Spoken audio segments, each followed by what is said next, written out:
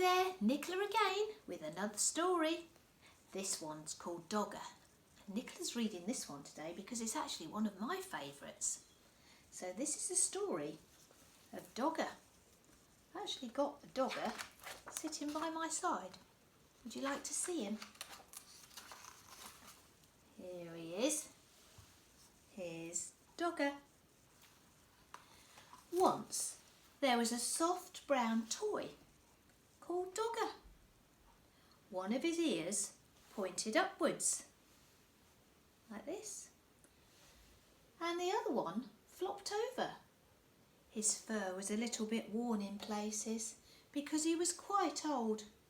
He belonged to Dave. Dave was very fond of Dogger. He took him everywhere. Sometimes he gave him rides in a trolley. Sometimes he pulled him along on a lead, made out of string just like a real dog. And when it was cold, he wrapped him up tightly in a blanket. Now and again, Dave's mum said that Dogger was getting much too dirty. She showed Dave how to wash him in a bowl of soapy water.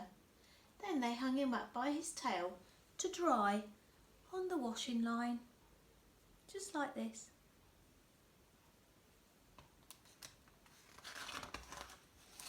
Dave's baby brother Joe liked hard toys. He liked putting them in his mouth and biting them on them because he was getting teeth. That's called teething. Dave's big sister Bella took 7 teddies to bed. There they all are in her bed. She had to sleep right up against the wall to stop herself from falling out. But Dave only liked his Dogger.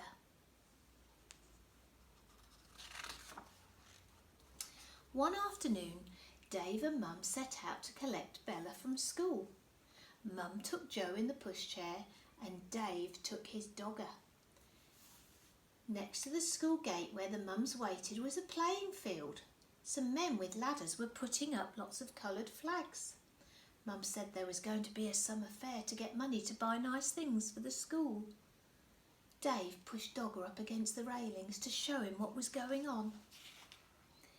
Just then the children started to come out of school. An ice cream van came around the corner playing a tune. Bella ran up with her satchel flying.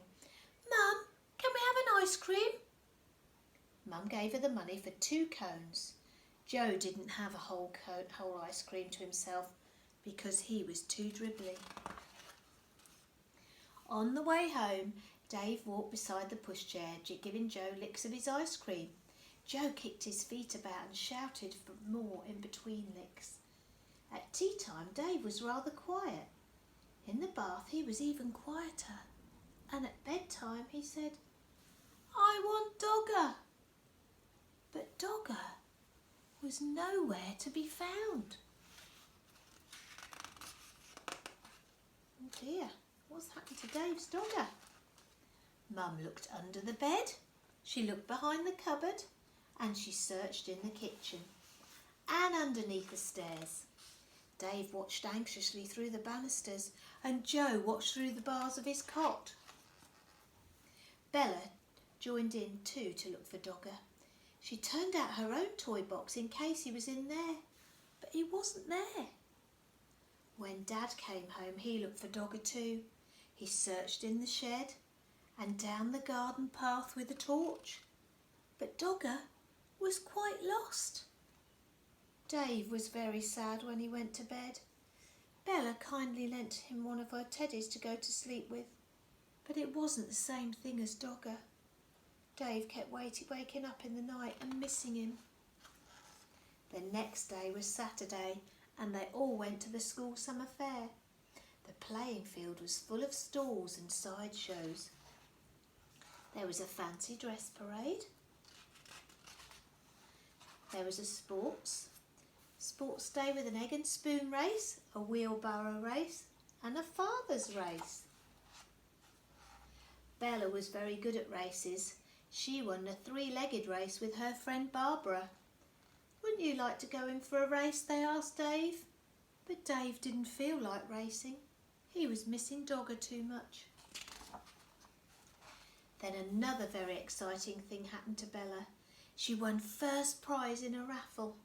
It was a huge yellow teddy bear wearing a beautiful blue silk bow. It was almost as big as Dave.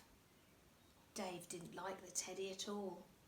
At that moment he didn't like Bella much either, because she kept on winning things.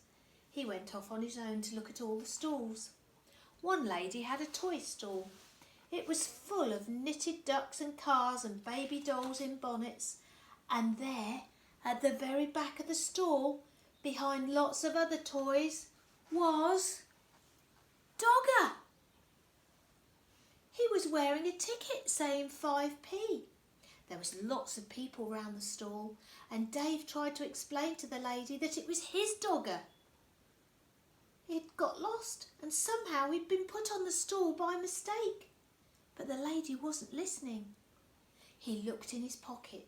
He had 3p, but that wasn't enough money. He ran to find Mum and Dad to ask them to buy Dogger back at once. Dave went everywhere in the crowd, but he couldn't see his Mum and Dad. He thought he was going to cry. At last he found Bella by the cakes. When she heard about Dogger, she and Dave ran back to the toy stall as fast as they could. But something terrible had just happened. Dogger had been bought by a little girl.